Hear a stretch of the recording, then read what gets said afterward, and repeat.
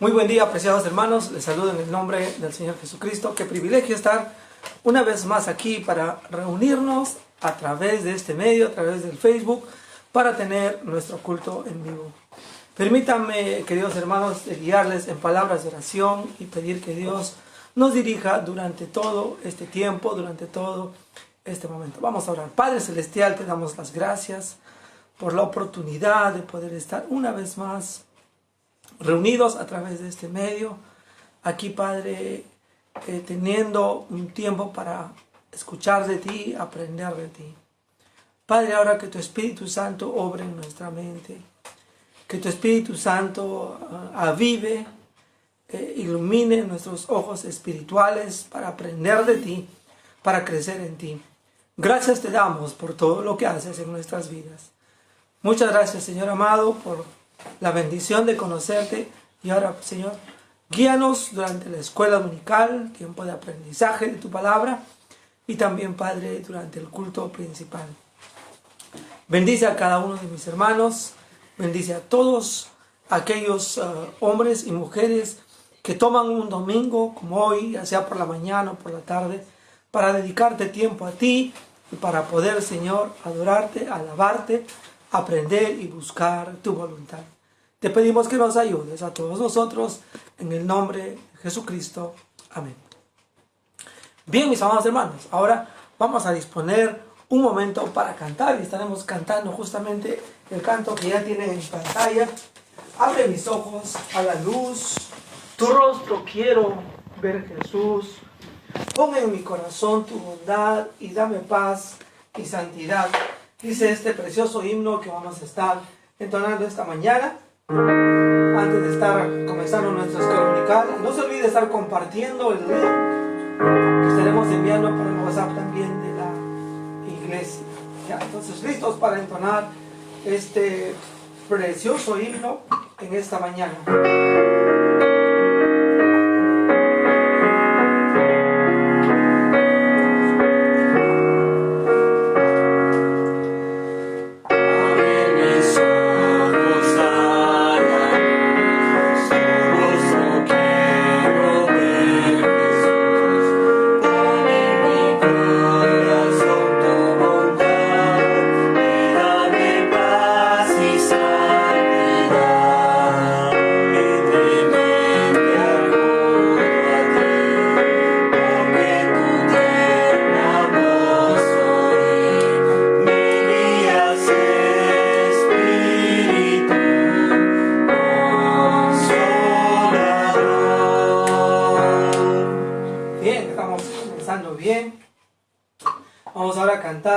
La segunda y tercera estrofa, donde pide a Dios que nos ayude a entender la verdad, que abra nuestros oídos.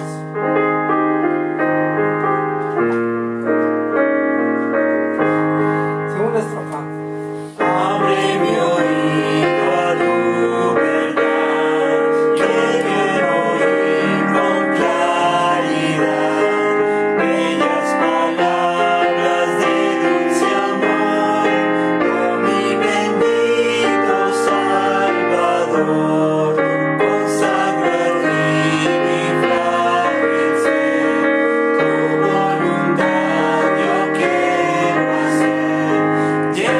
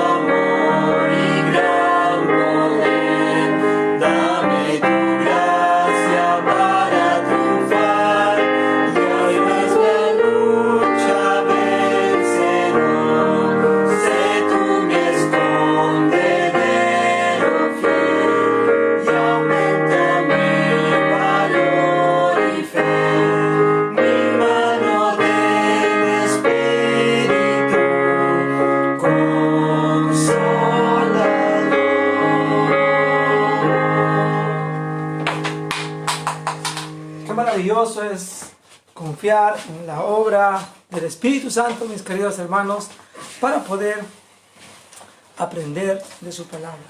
Bien, ahora mis amados hermanos, abra sus Biblias, busque ahí en la palabra del Señor. Por favor, vamos a ir al libro de Isaías. Estamos tocando ahí los profetas, estamos aprendiendo de los profetas, el profeta Isaías. Y el tema general, el tema principal, hermanos, como ustedes ya pueden saber, es el soberano que reina y salva a su pueblo, ¿no? Estamos viendo a Dios como el soberano que reina y salva a su pueblo. Ese es el tema grande.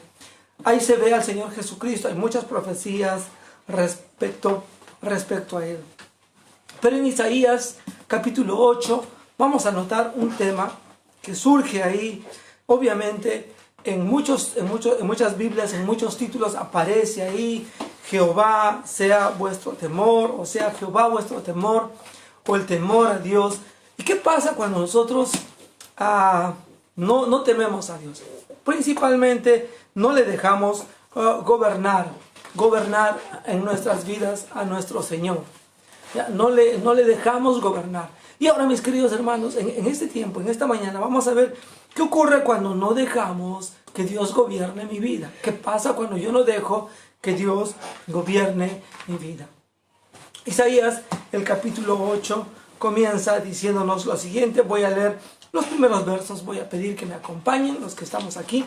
Isaías, capítulo 8, versos 1 hasta el versículo 4, por favor. Versos 1 al 4. Leamos, acompáñenme, por favor. Me dijo Jehová: Toma una tabla grande y escribe en ella con caracteres legibles, tocante a Maher Salal Asbaz. Y junté conmigo por testigos fieles al sacerdote Urías y a Zacarías, hijo de Berequías. Y me llegué a la profetisa, la cual concibió y dio a luz un hijo. Y me dijo Jehová: ponle por nombre Maher Salal Asbaz. Porque antes que el niño sepa decir Padre mío y Madre mía, será quitada la riqueza de Damasco y los despojos de Samaria delante del rey de Asiria. Vamos a orar. Padre Celestial, ayúdanos ahora a leer, a entender, Señor, a comprender este pasaje el cual vamos a estar estudiando. Danos tu iluminación, danos tu capacidad para poder, Señor, entender la Escritura. Enséñanos, Padre, que tú quieres gobernar en nuestras vidas y qué cosas ocurren cuando no te dejamos gobernar en medio nuestro. Gracias, Señor, porque tú eres Dios bueno, Dios amoroso, Dios misericordioso, pero sobre todo, Rey soberano, Señor, que has venido a salvarnos y a ser Señor de nuestras vidas mejor. Te pedimos esto en el nombre de Cristo Jesús. Amén. Hermanos, ¿qué ocurre? ¿Qué pasa cuando la gente de Dios, cuando el pueblo de Dios no le deja a Dios gobernar en su vida? Isaías es comisionado por parte de Dios y le pide a Dios que haga algo. Le dice, verso 1, toma una tabla grande y escribe en ella con caracteres legibles tocante a, luego vemos todo este tremendo nombre, Maher Salal Asbaz, voy a explicar después. Pero ¿qué ocurre? ¿Y qué está pasando aquí? Dios está diciéndole, mira, coge un lugar grande donde puedas escribir, una tabla. No le pide una tabla chica, no va a escribir una carta, va a escribir algo grande. ¿Qué está pasando? ¿Por qué es necesario eso? Quiero decirles un detalle. Cuando no dejamos a nuestro Dios gobernar en nuestras vidas, una de las primeras cosas que va a ocurrir, no vemos el peligro, ¿ya? Nos es imposible ver el peligro. Es por eso que Dios le pide a Isaías que escriba algo en algo grande, o sea, pone un anuncio grande de aquello que va a ocurrir. Y usa una frase ahí que está en hebreo, Maher Salal Asbaz. ¿Y qué significa toda esta frase grande? ¿Qué significa este Maher Salal Asbaz? Maher Salal es una expresión que decían a los invasores sirios, apresúrense a despojarlos. O sea, las dos primeras palabras, Maher Salal, era una nota más para los enemigos. Vengan rápido, ¿no? Apresúrense al despojo. Están viniendo, están pronto para el pueblo ahí de Israel, de que está un enemigo pronto a atacarlos. Y les está diciendo, vengan pronto, pero también el pueblo lo está viendo ahí. Ya, principalmente esa es la idea. Y obviamente ellos van a ganar esta batalla. Hasbaz era una invitación a precipitarse sobre la presa. O sea, ya está cerca, ven, pero cuando llegues, abalánzate, ¿no? Esa es la idea. Entonces, todos estos versos, versículo 2, junté conmigo a dos testigos fieles, Urías, a Zacarías, hijo de Berequías, y luego Isaías se junta con su esposa, me llegué a la profetisa, y ella concibe y da a luz un hijo. Y a ese hijo, Dios le dice, ponle este nombre, Maher Salal Hasbaz. O sea, ven rápido, ataca, pero cuando llegues, lánzate sobre la presa. O sea, todo lo que está poniendo ahí, ese letrero grande, poniendo un nombre a su hijo. Dios pone estas indicaciones, hermanos, porque la gente no ve el peligro. Seguramente le pregunto, ¿qué nombre le has puesto a tu hijo? Bueno, la razón del nombre es que Dios me ha dicho que hay un peligro y ustedes no lo ven. Hermano, cuando no dejamos gobernar a Dios en nuestra vida, uno de los mayores problemas es que no vemos el peligro. ¿Cuánta gente que ha conocido al Señor o que conoce al Señor y poco a poco dejas de que Dios gobierne tu vida, te apartas de Él, te alejas de Él y sabes que en el momento que Él no te gobierna, yo te quiero mencionar, no ves el peligro en el cual te metes. Uno puede estar alejándose de Dios, dejando de asistir a la iglesia, y quiero decirte, si dejas de leer la palabra, dejas de estar en comunión con Dios, dejas que Dios no te gobierne, dices, no Señor, déjame, yo voy a hacer mi voluntad, te pones en peligro y no lo ves. Y tú estás andando confiado, diciendo, todo va bien en mi vida, aquí no pasa nada, todo es felicidad. Es increíble. Uno de estos hombres que no dejaron a Dios gobernar en sus vidas. Uno de estos hombres que aunque Dios obró profundamente en su vida, Sansón, él nunca vio el peligro acechándose, porque él pensó, a mí no me va a pasar nada. Cuando se le acercó esa mujer, Dalila, él no vio un peligro. ¿Qué me va a hacer esta mujer frágil? ¿Qué me van a hacer los filisteos si yo los mato por montones? No, yo puedo acabar 1000 filisteos de un solo golpe, en un solo esfuerzo puedo destruirlos. Sansón jamás vio el peligro. ¿Sabes cuándo lo vio? Cuando estaba atado a la piedra de un molino, sin ojos. Recién pudo observar las consecuencias de no dejarse gobernar por Dios. Te pregunto en esta mañana, ¿ves el peligro en tu vida cuando te has alejado de Dios y no le dejas gobernar tu vida? Oh, queridos hermanos y queridos amigos que están aquí visitándonos, es importante recordar, si Dios no gobierna tu vida, no puedes ver el peligro. Y si tú, vamos a decir, estás en esta vida y ni siquiera has escuchado el Evangelio y por primera vez estás escuchando, mira, no ves el peligro en el cual estás metido y al cual estás yendo. El peligro sobre todo de la condenación eterna de tu alma y la perdición de tu alma. Vamos a ver otro detalle más aquí en el texto. Cuando no le dejamos gobernar a Dios, en primer lugar, una cosa es, no vemos el peligro para nuestras vidas. Otra cosa, otro aspecto acá. Versos 5 en adelante, 5 y 6. Voy a pedir que me ayuden leyendo, por favor, los que están aquí en casa. Aquí en medio de la reunión, lean por favor versículo 5 en adelante. 2, 3. Otra vez volvió Jehová a hablarme diciendo, por cuanto desechó este pueblo las aguas de Siloé, que corren mansamente, y se regocijó en Rezín con el hijo de Remalías. Bien, miren hermanos, ¿qué significa toda esta parte? Recuerden hermano que aquí el rey en Judá era Acaz. Pero Acaz, hermanos, había salido a ver vamos a decir, la fuente de agua, todo el canal que llegaba y llevaba agua ahí a Jerusalén. Pero también a la vez él había ido no solamente a ver por dónde venía el agua para el sustento de la ciudad, pero también él se fue con Rezín y con el hijo de Remalías. Él no buscó ayuda en Jehová. Él estaba más preocupado, bueno, ¿qué va a pasar si me cortan el agua? Cuando sitian una ciudad, lo primero que se hace es cortar el agua. Sin agua y sin comida, pues la gente muere rápidamente o se rinden rápidamente.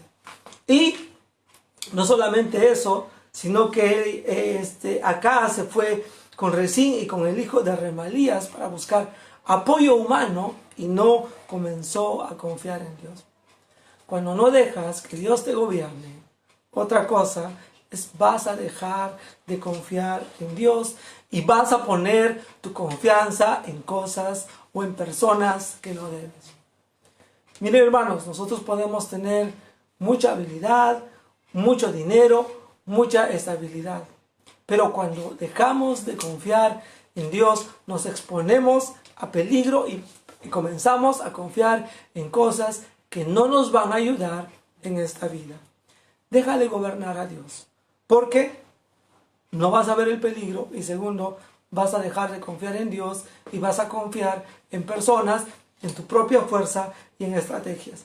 Y no está mal, hermanos, planificar, hacer algo de planificación para el futuro. No está mal ahorrar, trabajar, etc. Eso no está mal, mis queridos hermanos.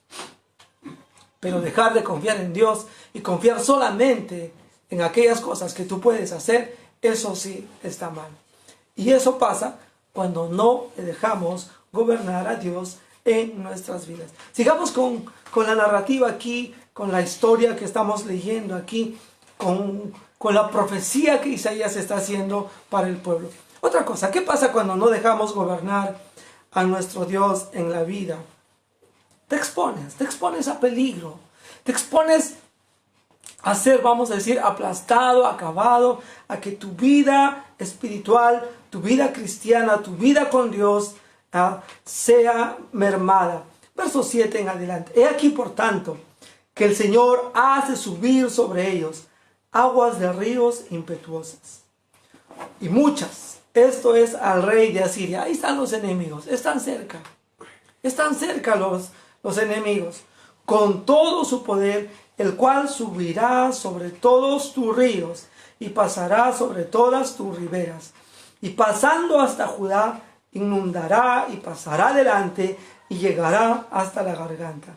Y extendiendo sus alas, llenará la anchura de tu tierra, oh Emmanuel. Aunque Dios puede estar en nuestras vidas, si no le dejamos gobernar, mis queridos hermanos, nos vamos a exponer al peligro. Hermanos, peligro externo hay afuera. Peligros de los enemigos hay afuera para nuestras vidas. En nuestra carne, en el mundo, en el sistema en el cual vivimos, hermanos. Satanás está ahí, pero nos exponemos si no nos dejamos gobernar por Dios. Ahora, hermanos, algunos detalles más. Quiero mencionarles, siempre hay esperanza. Es interesante que el verso 8 termina con una frase, oh Emmanuel. ¿Y qué significa, oh Emmanuel? Dios con nosotros. Dios con nosotros. Emmanuel, perdón, no es la palabra oh, pero la palabra Emmanuel es Dios con nosotros. Pero mira lo que dice verso 9 en adelante. Quiero mencionarle que hay esperanza. Y quiero ser cuidadoso con lo que estoy mencionando. No estoy diciendo que cuando tú estás en total rebeldía contra el gobierno de Dios en tu vida, que estando en esa condición hay esperanza. Lo que estoy diciendo, que a pesar de nuestra rebeldía, si nosotros volvemos a Dios, siempre hay esperanza. Y siempre hay esperanza porque Dios es fiel. Quiero que recuerdes y notes lo que dice verso 9 en adelante. Reuníos pueblos y seréis quebrantados, Oíd todos los que sois de lejanas tierras, ceñíos y seréis quebrantados, disponeos y seréis quebrantados. Tomad consejo y será anulado, proferid palabra y no será firme. Y hay una gran verdad ahí, mis queridos hermanos, como para el pueblo de Israel en el pasado. ¿Por qué razón a veces Dios no permite que nos hundamos profundamente en el pecado? O como cuando Pedro estaba en medio del agua caminando en el agua.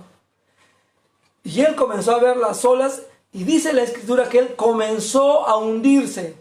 Como nos decía un siervo del Señor mientras nos enseñaba en un campamento de pastores.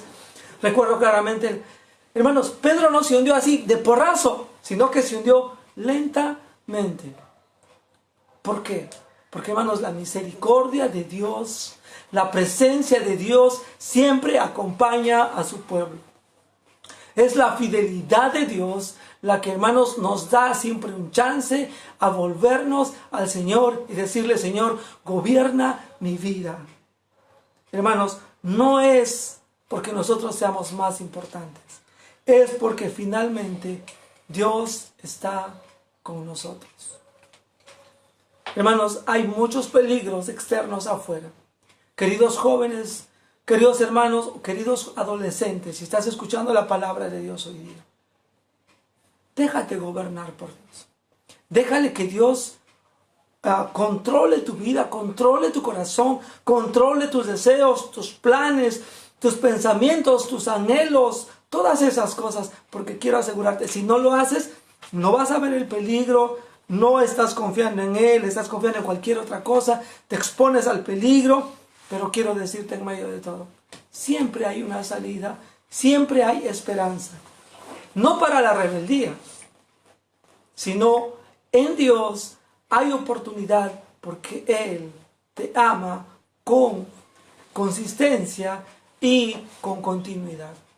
Siempre hay esperanza porque Dios está con nosotros. Queridos hermanos, tenga cuidado cuando no le está dejando gobernar a Dios en su vida. Ahora, quiero decir, hermanos, ¿qué podemos hacer? ¿Qué debemos hacer? Ya, ¿te das cuenta? Realmente, me dices, querido hermano Jorge, en esta mañana yo me doy cuenta, ¿verdad? No he visto este peligro. Me estoy metiendo en problemas. Hay cosas que me están agobiando en este momento. ¿Y ahora qué puedo hacer? ¿Qué debo hacer ahora? ¿Qué debemos hacer para que el gobierno de Dios vuelva a nuestras vidas? Miren, es interesante aquí lo que la palabra de Dios nos va a enseñar. Y esta es la parte que a mí más me ha emocionado de este texto. No que el otro no me emocione, pero aquí la parte positiva. ¿Qué debemos hacer? Déjate enseñar. Mira lo que dice aquí la palabra. Verso 11. Y esto está dirigido a Isaías. Porque Jehová me dijo de esta manera, con mano fuerte, y me enseñó que no caminase por el camino de este pueblo, diciendo. Bueno, vamos a parar ahí. ¿Qué es lo primero que Isaías nos dice acerca de lo que Dios hace en la vida? Dice, bueno, para Isaías era un momento difícil. Él estaba viviendo en medio de una sociedad corrupta, pecadora. Era un pueblo que decía conocer a Dios, pero no vivía conforme a ese conocimiento. Pero Dios le dice, mira, te voy a enseñar, y te va a enseñar con mano fuerte. Quiero decirle, mi querido hermano, la enseñanza de Dios es dura. Mira, si tú vas a la iglesia y estás en una iglesia y la enseñanza no te incomoda, la enseñanza es suavecito, es como algo bonito, qué lindo lo que se mira. Eso no es un lugar donde se predica la palabra de Dios. La palabra de Dios y la forma en que Dios nos enseña es con mano fuerte, es con mano dura. A veces nos va a doler, a veces me va a incomodar, pero necesitas incomodarte y necesitas dejarte enseñar. Es lo que le dice Dios literalmente a Isaías. Con mano fuerte te voy a enseñar. Ahora, otra cosa más que debemos hacer para que Dios gobierne nuestras vidas. Y ahí está en el mismo versículo 11. Deja el mal camino. Mira, dice, me enseñó que no caminase por el camino de este pueblo. Queridos hermanos, que estamos viviendo en este mundo. Miren, cuando Cristo oró iba a partir de esta tierra, Él no oró para que Dios nos sacara de este mundo, sino para que, aunque estemos en este mundo, Dios nos preservara del mundo.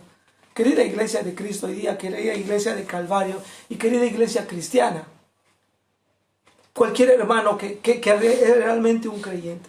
Mira, tú estás en el mundo, pero no necesitas caminar como el mundo. ¿Cuántos de nosotros hemos adoptado estilos y formas de vida que el mundo nos ha impuesto en la vida? Vestimos como ellos, andamos como ellos, hablamos como ellos, sentimos como ellos, y eso está mal. Dice la palabra de Dios que para que Dios gobierne en nuestra vida debemos dejarnos enseñar, pero segundo, debemos dejar el camino que tiene este mundo, que tiene este pueblo en el cual nosotros vivimos. Deja el mal camino. Apártate de ello. Otra cosa que quiero notar en el versículo 2, y vamos a ver otro principio ahí. Cuando Isaías proclamaba la verdad de Dios, la gente, miren lo que hacía la gente. Verso 12, no llaméis conspiración a todas las cosas que este pueblo llama conspiración, ni temáis lo que ellos temen. Bueno, la primera parte. ¿Qué pasaba con la gente en esos tiempos? Los que están ahí, tanto en el reino de Israel en el norte y en el reino del sur en Judá, cuando escuchaban a los profetas, decían, esta gente está conspirando, estos no son patriotas, estos están contra el pueblo. ¿Cómo van a decir que ese pueblo, vamos a decir, los asirios van a venir, nos van a aplastar? Eso está mal, nosotros tenemos que luchar, tenemos que tener victoria, tenemos un Dios todopoderoso que nos va a liberar. Y es cierto que tenían un Dios todopoderoso, pero ellos no estaban viviendo conforme a ese Dios todopoderoso. Es por eso que Dios había traído a los enemigos. No veían el peligro. Entonces, ¿qué es lo que está ocurriendo? Cuando ellos están diciendo, Isaías y los otros profetas, ustedes están conspirando contra el pueblo, ¿qué es lo que ellos estaban haciendo? Hermano, están negando la palabra de Dios. Cada vez que un profeta les llegaba un mensaje, ellos lo comunicaban tal como... Decían, los asirios van a venir y les van a llevar en cautiverio. Era palabra de Dios, no era conspiración. ¿Cuántos de nosotros hoy en día vemos la Biblia, vemos la palabra de Dios? Eso no es para mí, eso es para otros. La comenzamos a negar, no escuchamos y la desechamos de nuestra vida. No es conspiración, hermanos, la palabra de Dios. Cuando Dios nos dice que debemos hacer algo que está escrito directamente en la Biblia, o cuando a una señorita, a un joven se le dice, mira, no te metas con esa persona no te enfrasques. No, eso no, yo no hago caso. Un día lo vas a cosechar. Puedes decir que todos están contra ti. Nadie me entiende. Es lo que esta gente decía. No es conspiración la palabra de Dios. A veces Dios de veras nos pide con dureza, con su enseñanza. Nos anima a apartarnos del mal camino. Pero a veces nosotros nos negamos a escuchar la palabra de Dios y decimos, no, así no dice Dios. Así no dice Dios. Dios no ha dicho así. ¿Cómo no ha dicho así? Hermanos, tengamos cuidado con las cosas en esta vida. Tengamos con las cosas que hemos adoptado para nosotros. A veces hemos adoptado tantas cosas mundanas en nuestra vida y pensamos que eso es normal y que eso Dios lo acepta. No niegues la palabra de Dios. No es conspiración. No es conspiración, como dice aquí el texto. Otra cosa más, hermano, que podemos hacer, ¿no? Déjate enseñar, deja el mal camino. No niegues la palabra de Dios. Pero otra cosa más. Teme a quien debes temer. En la segunda parte del versículo 12 termina diciendo, ni temáis lo que ellos temen, ni tengáis miedo. Mis queridos hermanos y queridos amigos que están escuchando aquí la palabra del Señor, hoy día la gente tiene ciertos temores. Tienen temor del qué dirán, tienen temor, por ejemplo, una señorita, un joven que hoy día se convierte, especialmente un adolescente, se convierte a Cristo Jesús, es realmente salvado. Pero cuando va al colegio se siente intimidado. ¿Qué van a decir? Si digo que soy creyente, se van a burlar de mí. Un hombre de negocios dice, si yo hablo de Cristo, esta gente intelectual se va a burlar de mí. Estás mal, estás equivocado. Miren, no debemos temer lo que la gente en este mundo teme, ni debemos tener miedo. Pero verso 13 en adelante, Dios nos enfoca a quién debemos temer. En primer lugar dice, a Jehová de los ejércitos, a él santificado. Oh, hermanos, Dios es un Dios totalmente santo, totalmente separado del pecado. Y eso dice la Escritura en el verso 13, sea él vuestro temor y Él sea vuestro miedo. En esta vida, hermanos, a veces me ha pasado. A veces como siervos de Dios cometemos algunos errores, ¿no? Queremos que nuestros hijos se porten bien, tengan una buena conducta, porque dices, ¿qué va a decir la iglesia? Y eso es temor a los hombres. O le digo a mi hijo, oye, no hagas esto en la iglesia. ¿Qué van a decir los hermanos? No se trata de qué van a decir los hermanos, se trata de qué va a decir Dios. O estamos en la iglesia, y en la iglesia, hermanos, nosotros llegamos a la iglesia, y es muy interesante, obviamente cuando nos hemos estado reuniendo, todos los hermanos hablamos bonito, ¿no? Hay el hermano o la hermana que de repente en la casa es un terrible, es suelto de lengua, dice cualquier cosa, se enoja, se molesta, etc. Pero llega al culto, hermano, parece un ángel, ¿no? En casa es un diablo hablando, pero llega a la iglesia, es un ángel, es casi divino, ¿no? Habla muy suavecito, él quiere mucho a otros, y eso se llama temor a los hombres, hermanos. Yo quiero decirle, teme a quien debes temer. A Jehová de los ejércitos, a Él santificad, sea Él vuestro temor y Él sea vuestro miedo. Entonces, dice versículo 14, Él será por santuario. Ahora, hermanos, pero si nosotros no hacemos esto, hermanos, tarde o temprano va a ser un tropiezo para nuestras propias vidas. La vida en Cristo Jesús, hermanos, la vida en Dios, para muchos fue tropezadero. Mira lo que dice versículo 14.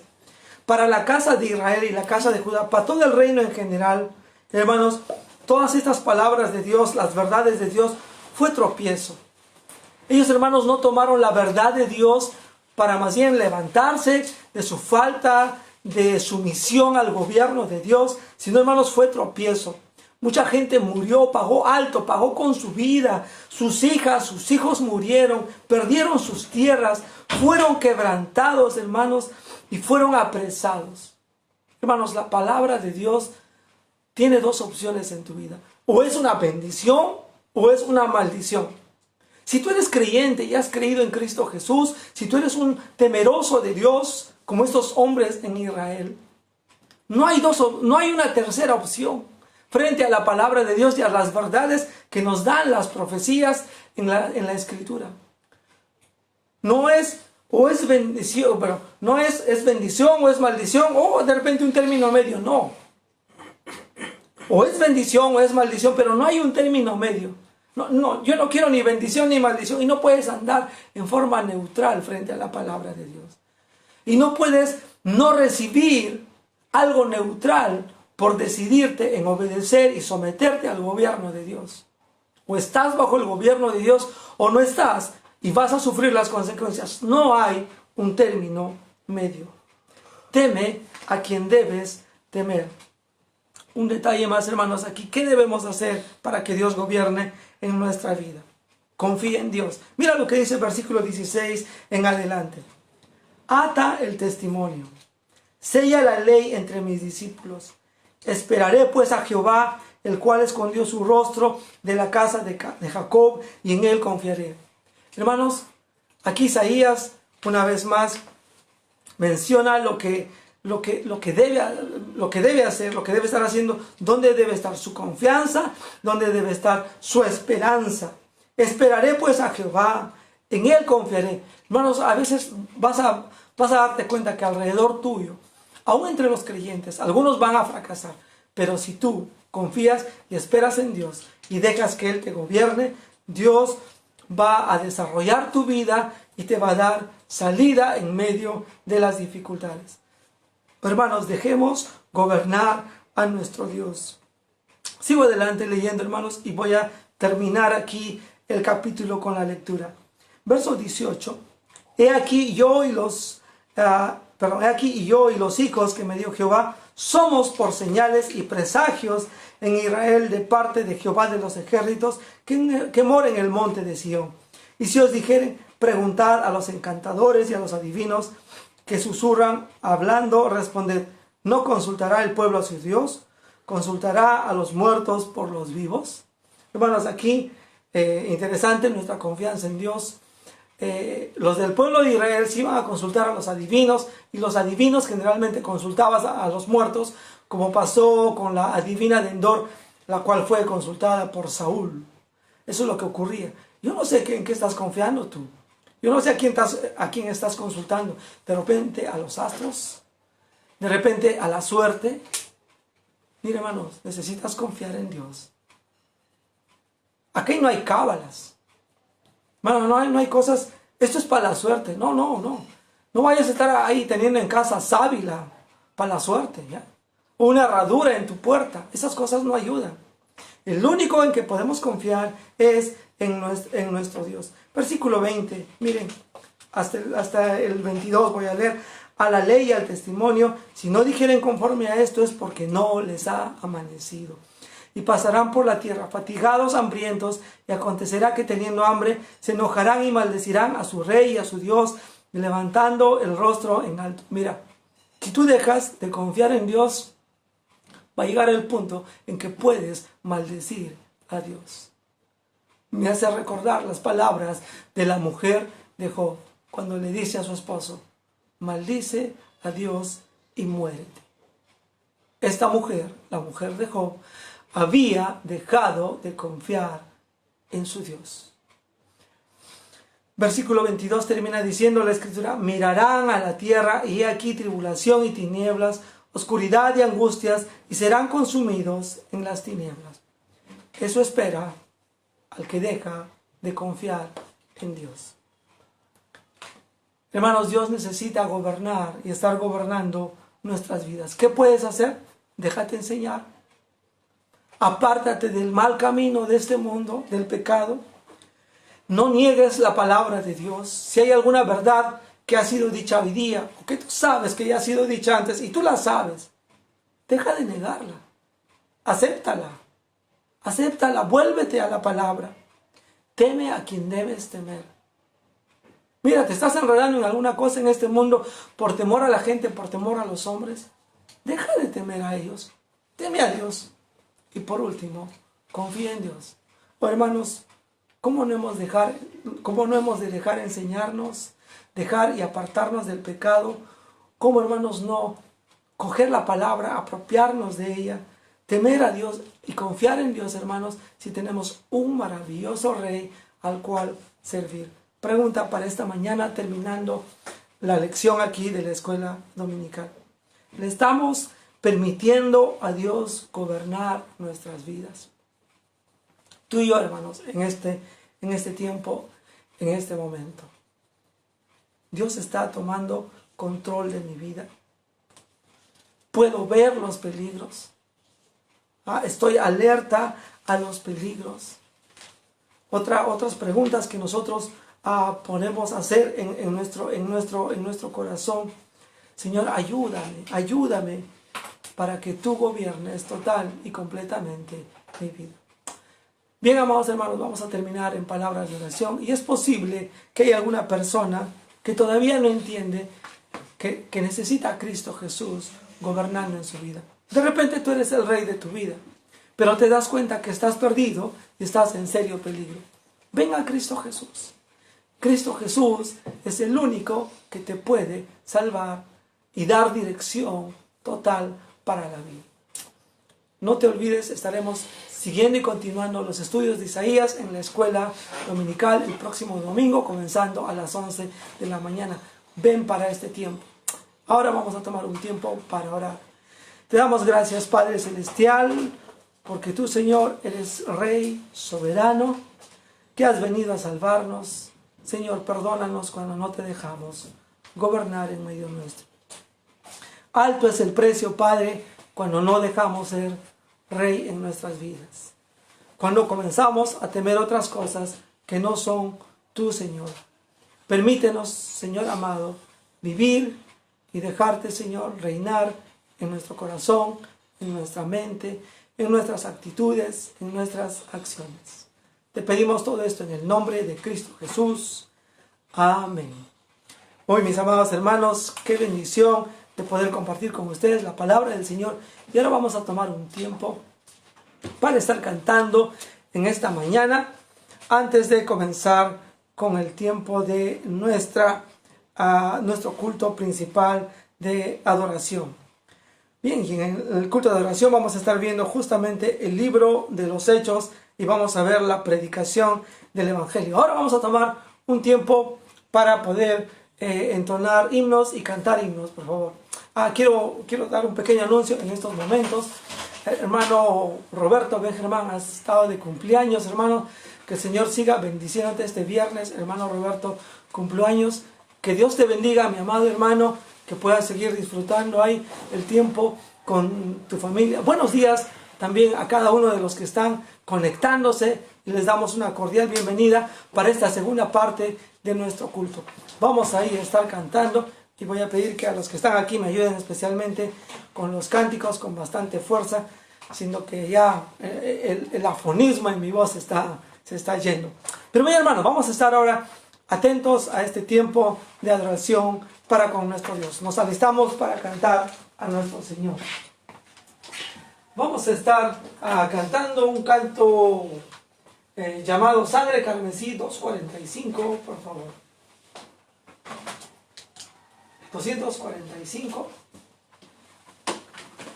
que nos habla de la cruz del Señor Jesucristo y la sangre derramada ahí, y cómo esta sangre preciosa nos ha liberado, nos ha dado perdón para la vida. Sangre carmesí, precioso canto para entonar en esta mañana.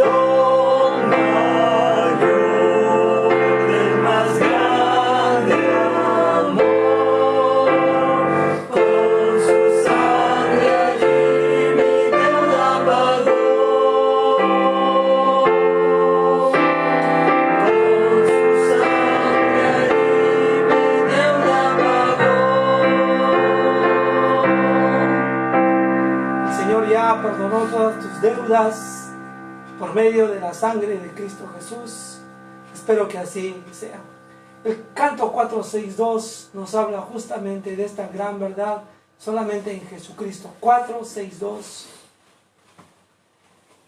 Este precioso himno dice: en Jesucristo, el Rey de paz.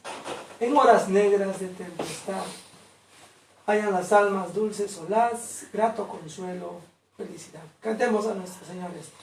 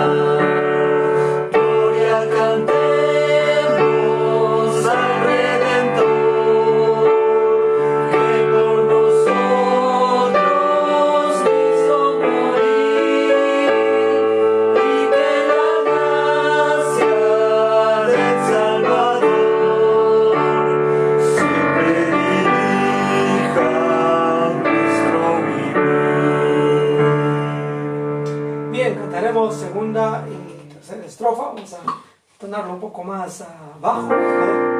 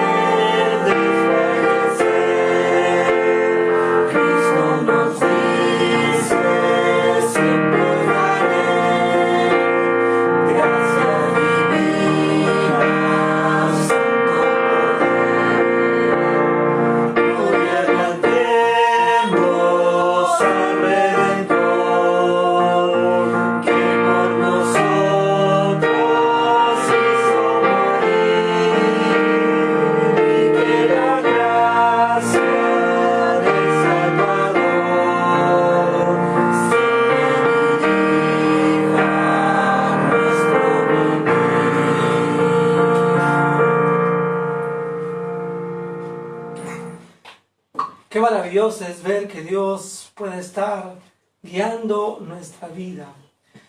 Hay un canto que quisiera también entonar en esta mañana, el 480, canto 480, que habla de que este Dios Salvador, de que este Dios Redentor nos cuida. Precioso himno. En tus afanes y en tu dolor, Dios cuidará de ti.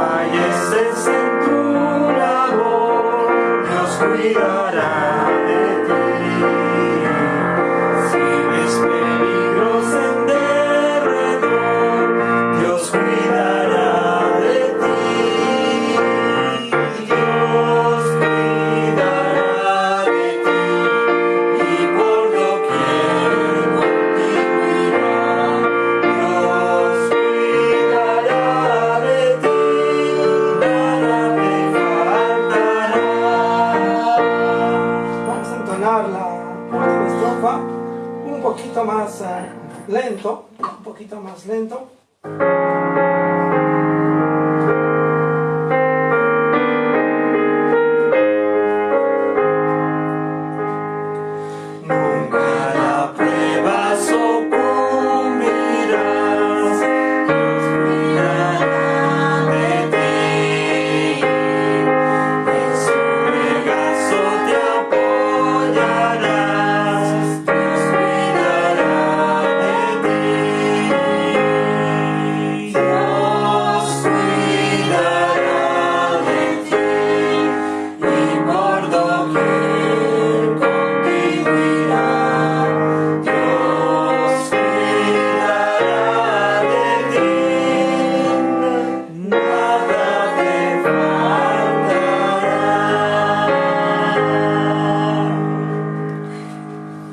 ¿sí? En medio de las pruebas, en medio de las dificultades, Dios cuida de nosotros. Y mucho más si estamos haciendo y cumpliendo su voluntad.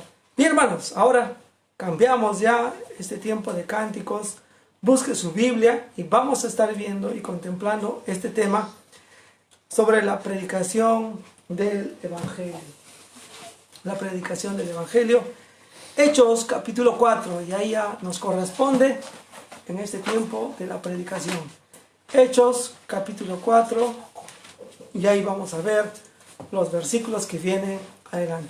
Hermanos, Dios usando a su pueblo, el Señor Jesucristo, con su Espíritu Santo, obrando en medio de su iglesia, con las acciones, los hechos que estaba realizando ahí, sanaron a un cojo de nacimiento.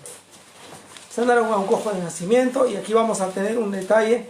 Bueno, ¿saben cuántos años tenía el cojo? A ver, ¿quién está pensando ahí? Alguien debe saber por ahí. Un dato nomás antes de comenzar. Capítulo 4, solamente para ir relacionado. Capítulo 4, versículo 22, nos narra que este cojo tenía 40 años. ¿Cuántos años? Mira, era un cojo de nacimiento. ¿Cuántos años habrá estado ahí en el templo? Bueno, seguramente gran parte. Bueno, no creo que de bebito, 1, 2, 3 años lo han llevado ahí, ¿ya? Pero por lo menos quizás después de los 10, 12 años, pero muchos años él estuvo ahí en el templo, ¿ya? En el templo pidiendo limosna. Pero ahora en el capítulo 4 vamos a notar otra gran verdad y vamos a ver algo de la predicación del Evangelio, esta acción de Cristo Jesús por medio de su iglesia. Algunas cosas para notar acerca de la predicación del Evangelio.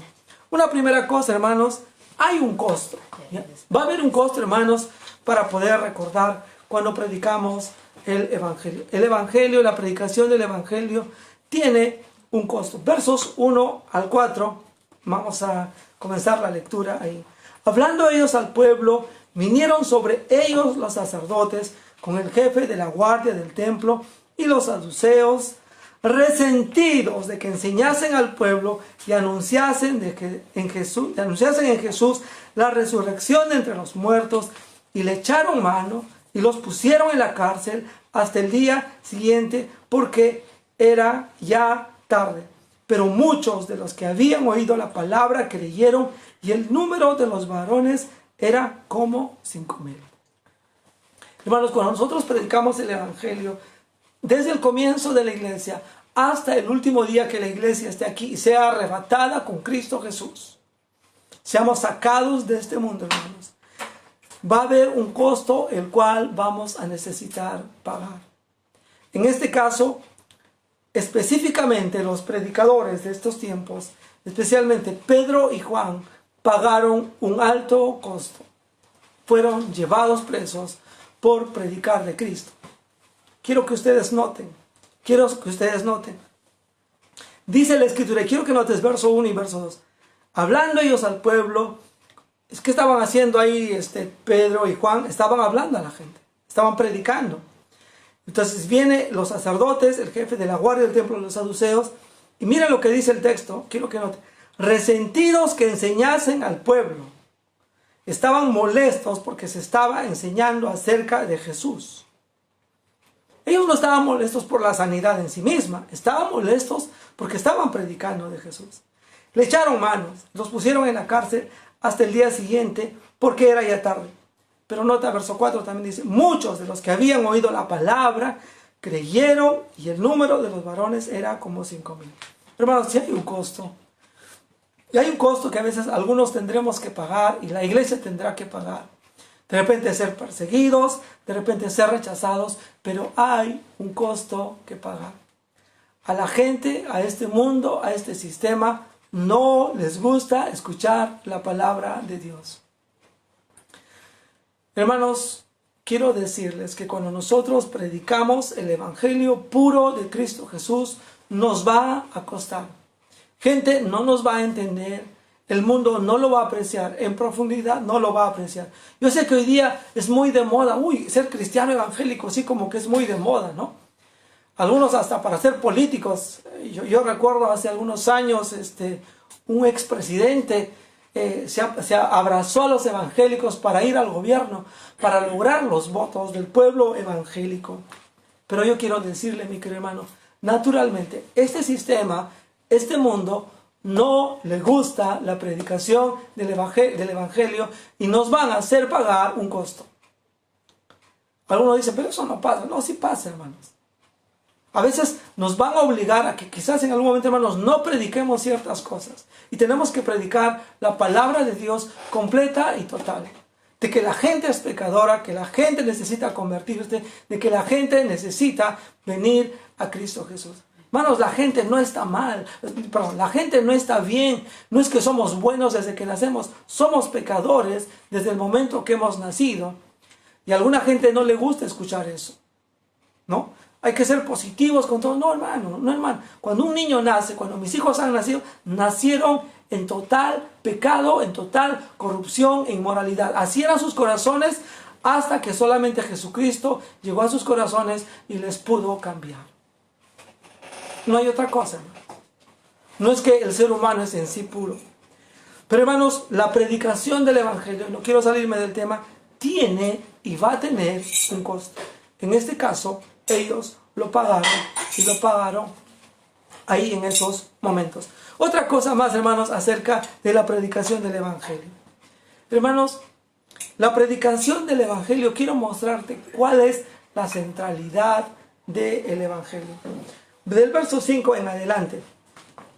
Aconteció al día siguiente que se reunieron en Jerusalén los gobernantes, los ancianos, los escribas, el sumo sacerdote, Anás y Caifás, y Juan y Alejandro, y todos los que eran de la familia de los sumos sacerdotes, están reunidos ahí, todo el grupo religioso, y los ponen en medio, verso 7, y les preguntan, miren, ¿con qué potestad, con qué poder, o en qué nombre habéis hecho vosotros esto?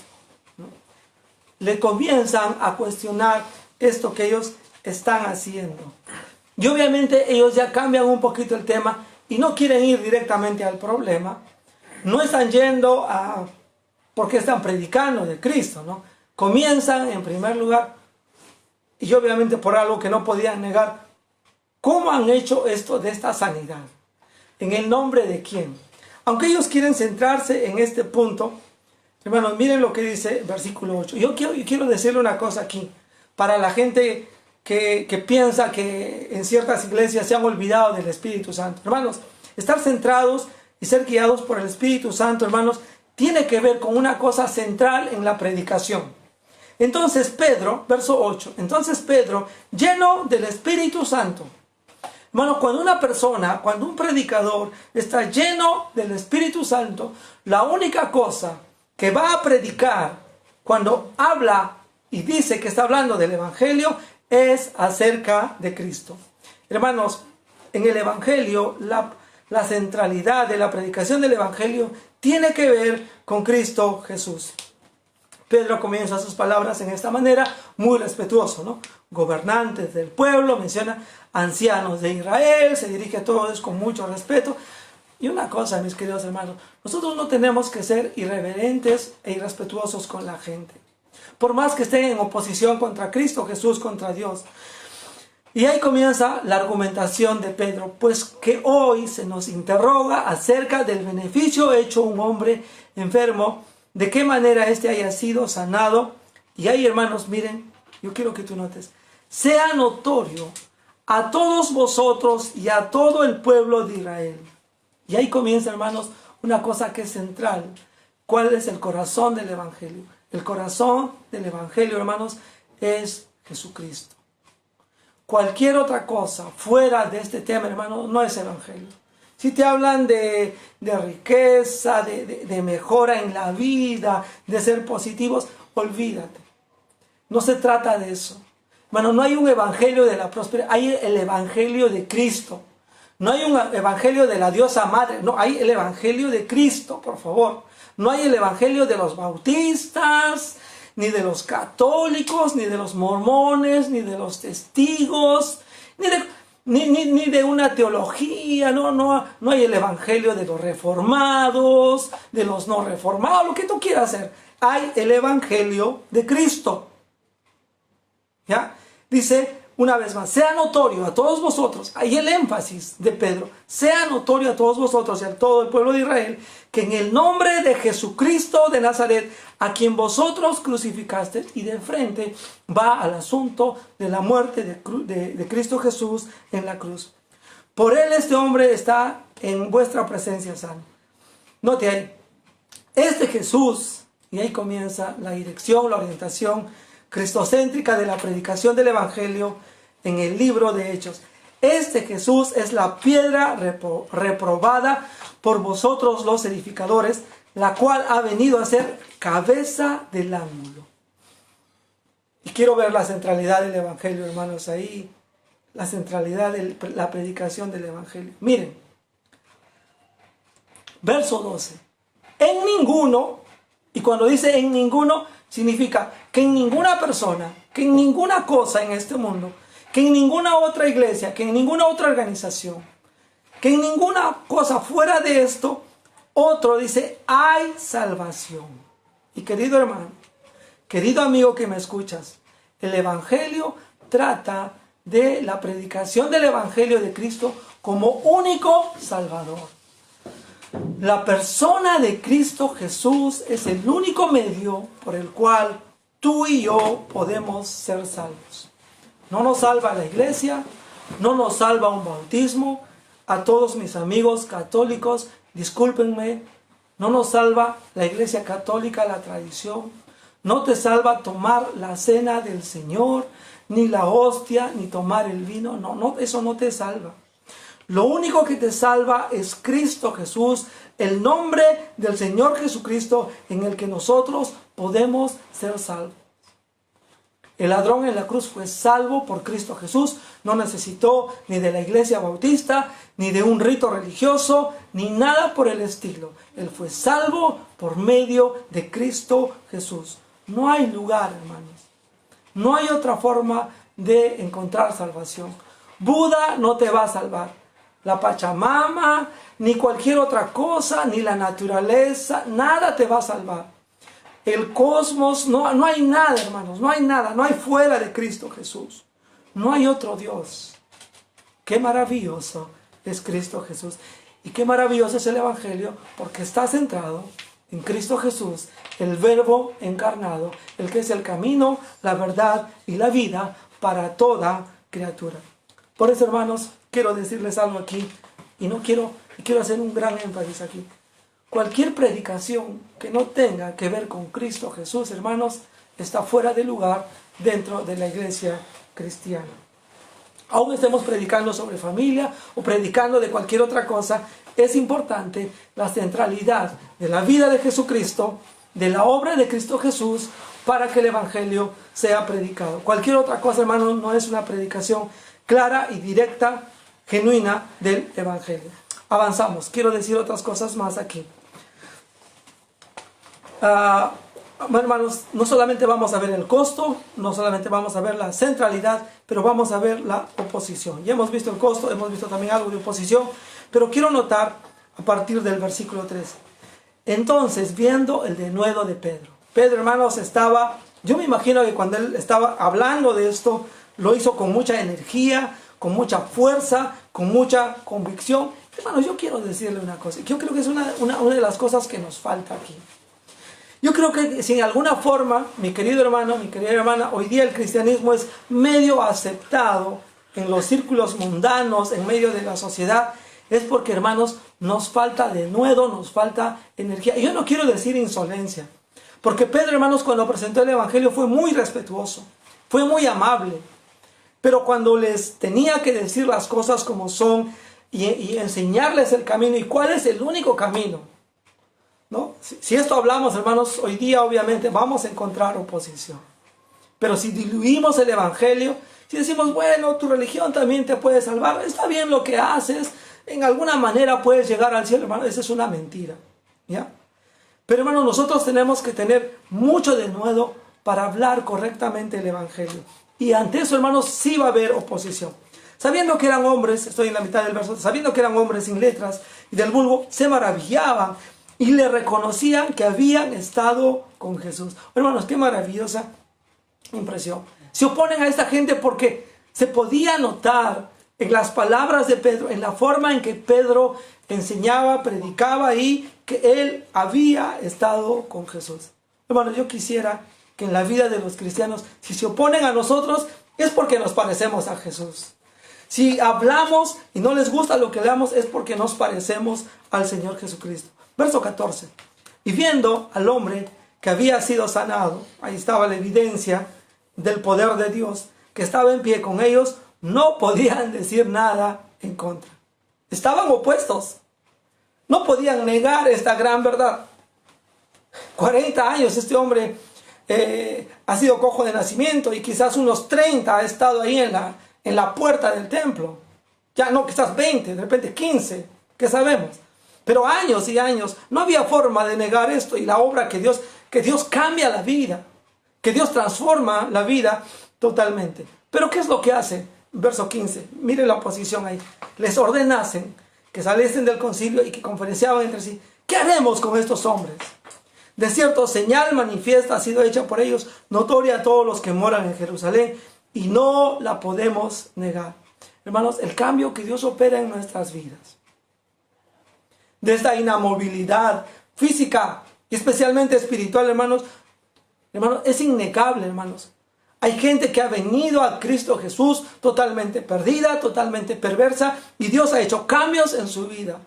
Algunos drogadictos, homosexuales, engañadores, mentirosos, blasfemos, enojones y todo, y Dios nos ha cambiado. Y es imposible, hermanos, negar lo que Dios hace, el cambio que opera el evangelio verdadero en la vida del ser humano. ¿Qué haremos con estos hombres? De cierto, señal manifiesta ha sido hecha por ellas, notoria a todos los que moran en Jerusalén, y no lo podemos negar. Sin embargo, verso 17, mira la oposición, para que no se divulgue más entre el pueblo, amenacémosle para que no hablen de aquí en adelante a hombre alguno en ese nombre. Miren la determinación que ellos tienen. Hermanos, honestamente, si este mundo supieran que estamos predicando fielmente el evangelio, se nos van a oponer. Y creo, hermanos, en alguna forma se están oponiendo a que prediquemos el evangelio, diluyendo el evangelio, entremetiéndose en las iglesias evangélicas y haciéndolo más suavecito, hermanos. Yo creo que va a llegar el punto, hermanos, en que los que predicamos fielmente la palabra de Dios acerca del pecado, de la necesidad de Cristo Jesús como el único camino para la vida, la salvación y las soluciones de los problemas de este mundo, vamos a ser un día interrumpidos y nos va a decir, bueno, eso no puedes predicar, eso no puedes hablar, porque eso es fanatismo religioso y eso es no respetar los derechos de otros. Pero, claro, ellos no están dispuestos a respetar nuestras creencias y las convicciones que tenemos sobre el maravilloso Dios de las Escrituras. Versículo 18. Llamándoles, les intimaron a que en ninguna manera hablasen ni enseñasen en el nombre de Jesús. Hermanos, aunque nosotros y en la sociedad todavía se nos permite hablar de Jesús, en muchos casos, hermanos, se nos permite hablar de un Jesús deformado, de un Jesús simplón, de un Jesús que no está en la Biblia. Hermanos, tenga cuidado, porque si se oponen a que hables del Jesús que está en la Biblia, que demanda arrepentimiento de nuestros pecados, entonces estamos haciendo lo que esta gente quiere, que no hablemos de Cristo. Si tú hablas en alguna forma a Cristo y le cercenas algo de su carácter, de su moral, de su obra, de lo que Él espera de ti en respuesta al Evangelio y a la obra redentora de Cristo Jesús, ese no es Cristo Jesús predicado. Esa es cualquier otra cosa menos Cristo Jesús predicado a través del Evangelio. Quiero que noten, hermanos, estamos viendo el costo de la predicación del Evangelio, la centralidad de la predicación del Evangelio y la oposición a la predicación del Evangelio, pero quiero que notes, mira la defensa.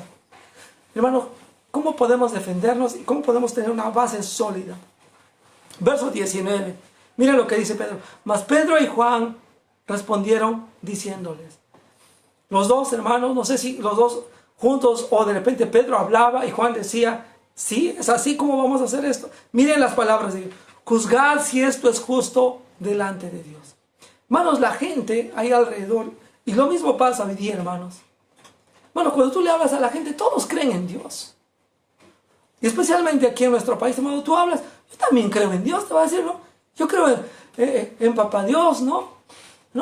En Diosito, yo creo en Dios, yo le adoro.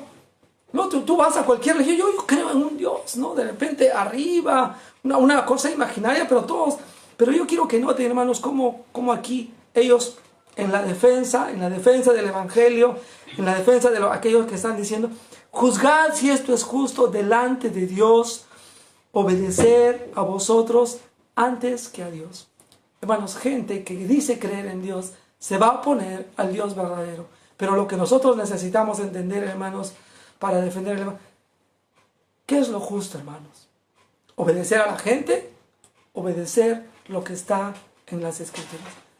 Querido hermano, querido joven, queridos predicadores, queridos pastores, que puedan estar de repente en algún momento, en otro tiempo, escuchando este mensaje. Quiero que recuerde usted. No le cortes nada a Cristo, no cortes nada del Evangelio y predica fielmente. Aunque la sociedad se oponga, aunque aún gente evangélica se oponga a ti, predica el Evangelio puro de Cristo Jesús. Porque es necesario obedecer a Dios antes que a los hombres. Es lo que nos dice aquí la palabra de Dios. Juzgamos si esto es justo delante de Dios, obedecer a vosotros antes que a Dios. Verso 20, porque no podemos dejar de decir lo que hemos visto y oído. Hoy hay una carga en el corazón de ellos. No podemos callarnos. Hermanos, es interesante que hoy hay cristianos que se callan de Cristo. Yo pienso, hermanos, si te callas, hay una cosa que está ocurriendo. Realmente no le has visto y no has oído de Cristo. Mira, si tú eres un creyente que quieres pasar caleta, yo creo que no eres cristiano. Porque si eres cristiano, en alguna forma, hermanos, vas a tener el corazón de Pedro y de Juan. Vas a tener, no puedo callarme lo que he visto y lo que he oído. Es imposible, hermanos, no haber experimentado a Cristo Jesús en la vida y ser unas personas mudas totalmente. Bueno, si no puedes hablar, ya has oído de Cristo por señas, seguro que por señas estarías comunicando de Cristo Jesús. Ellos entonces, verso 21, ellos entonces les amenazaron, les soltaron, no hallaron ningún modo de castigarles por causa del pueblo, porque todos glorificaban a Dios por lo que se había hecho, ya que el hombre que habían hecho este milagro de sanidad tenía más de 40 años. Bueno, más de 40 años.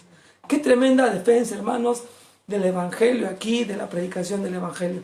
Hemos visto el costo, hemos visto la centralidad del Evangelio, que es Cristo Jesús, hemos visto la oposición, estamos viendo la defensa del Evangelio. Y ahí, hermanos, vamos a cerrar en esta mañana. La próxima semana, no te pierdas lo que viene. Bueno, pero quiero decir esta parte antes de terminar. También quiero, hermanos, que vean la aprobación del Evangelio. Verso 23 en adelante. Y puestos en libertad, vinieron a los suyos y contaron todo lo que los principales sacerdotes y los ancianos les habían dicho. Y ellos, habiéndolo oído, alzaron unánimes la voz a Dios y le dijeron: soberano Señor, tú eres el Dios que hiciste el cielo y la tierra, el mar y todo lo que en ellos hay, que por la boca de David tu siervo dijisteis. Bueno, y ahí hay una alabanza de parte de todo el pueblo. Bueno, hay una aprobación de parte de la iglesia. Hermanos, cuando la predicación del Evangelio se da, cuando se hace bien, hermanos, el pueblo de Dios va a estar contento, el pueblo de Dios va a estar glorificando a Dios. Y va a estar orando a Dios. Y miren, va a estar pidiendo la ayuda de Dios. Verso 27 en adelante, quiero leer ahí. Porque verdaderamente se unieron en esta ciudad contra su santo Hijo Jesús, a quien ungiste, Herodes y Poncio Pilato, con los gentiles y el pueblo de Israel, para hacer cuanto tu mano y tu consejo había antes determinado que sucediera. Y ahora, Señor, dice, miren la oración de ellos. Ahora, Señor, mira sus amenazas. Bueno, cuando tenemos oposición y obviamente estamos defendiendo el Evangelio, bueno, nosotros debemos buscar la aprobación de Dios principalmente y la ayuda de Dios. Miren ahí en la oración. Ahora, Señor, mira sus amenazas, verso 39, y concede a tus siervos. ¿Qué les pide? ¿Qué piden? Que con todo de nuevo hablemos de tu palabra. Ellos no están pidiendo, sálvame de la cárcel, sino ayúdame, Señor, a predicar más. Ayúdame a ser más incisivo en el Evangelio. Verso 30 dice, mientras extiendes tu mano para que se hagan sanidades y señales y prodigios mediante el nombre de tu santo Hijo Jesús. Pero verso 31, hermanos, miren la aprobación de Dios cuando se predica el Evangelio. Y Dios quiere, hermanos, que en las iglesias de Cristo, Dios, hermanos, apruebe lo que estamos haciendo. Cuando hubieron orado, el lugar en que estaban congregados tembló y todos fueron llenos del Espíritu Santo y hablaban con denuedo la palabra de Dios. Hermano, cuando es predicado fielmente el Evangelio, la obra de Cristo Jesús, ¿qué es lo que ocurre, hermanos? Dios lo aprueba. Hermanos, el Espíritu Santo nos llena, nos da la fortaleza para seguir hablando de Cristo Jesús. Mis amados hermanos, espero que con la ayuda de Dios estemos predicando el Evangelio de Cristo Jesús hoy en día, en estas épocas, porque el Señor tiene el poder de cambiar nuestras vidas. No te olvides, Cristo es central en la predicación. Aunque hay un costo y hay oposición, podemos defender el Evangelio y estamos aprobados por Dios. Que el Señor, hermanos, pueda bendecirnos y ayudarnos a predicar el Evangelio. Si hay alguna persona que todavía no conoce a Cristo, quiero que recuerdes las palabras que hemos leído aquí en este texto. En ninguno otro hay salvación, porque no hay otro nombre bajo el cielo. En el versículo 2 estoy ahí. No hay otro nombre bajo el cielo dado a los hombres en que podamos ser salvos. Te pregunto, ¿eres salvo? Y eres salvo por medio de Cristo Jesús de la condenación eterna. Si no lo eres, te invito a que lo hagas. Toma un tiempo en estos días, analizar tu vida de pecado delante de Dios y ven a Cristo Jesús y Él te dará la salvación eterna. Vamos a orar y vamos a terminar hoy día, hermanos, este tiempo. Padre Celestial, gracias por la predicación del Evangelio, cómo debe ser hecha, el costo que hay, Señor, en medio de ello, y ayúdanos a nosotros a predicar de Cristo, buscando principalmente tu aprobación. Te suplicamos estas cosas en el nombre de Cristo Jesús. Amén. Y no se olviden, mis amados hermanos, la próxima semana vamos a estar con la vida en el Evangelio. Ya no vamos a ver la predicación, pero cómo era la vida en el Evangelio de la gente que creyó en Cristo Jesús. Hermano Roberto, una vez más, que sigas pasando un feliz cumpleaños. Este viernes ha tenido su cumpleaños. Que el Señor te guarde. Un saludo a todos ustedes, a todos los que han estado el día de hoy. Yo no puedo ver ahorita exactamente quiénes se han añadido. De repente hay una persona nueva, pero gracias por estar aquí en medio nuestro. Tenemos otra transmisión en vivo hoy día a las 6 de la tarde. Y si crees que vale la pena compartir el Evangelio con otras personas, comparte el link. Ahí en el Facebook, copias arriba la dirección, comparte el link por el WhatsApp, por el mismo Facebook, etcétera, para que otros también puedan ser bendecidos por la palabra del Señor. Que Dios los bendiga, hermanos. Nos vemos hoy día en la tarde a las 6. Dios les guarde.